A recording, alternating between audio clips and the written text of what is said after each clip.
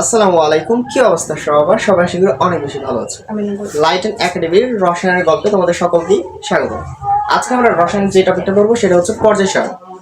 পর্যায় সারণী আমাদের রসায়নে খুবই গুরুত্বপূর্ণ একটা টপিক।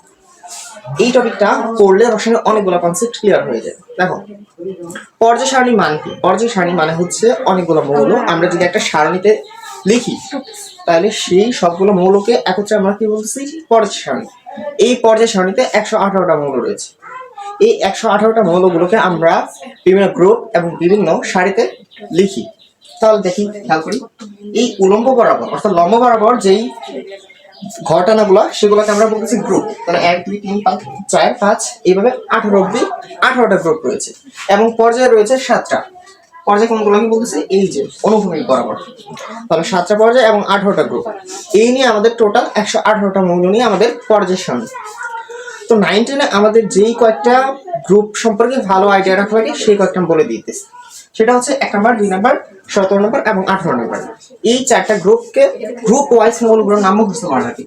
1 নম্বর গ্রুপকে আমরা বলি ক্ষার ধাতু। এইখানে আমরা 7টা মৌল পাই: hydrogen, helium, hydrogen, lithium, sodium, potassium, rubidium, caesium, francium. আর গ্রুপ 2 এ রয়েছে beryllium, magnesium, calcium, strontium, barium, radium. আর গ্রুপ 17 তে রয়েছে fluorine, chlorine, bromine, iron, astatine, টেনসাইন।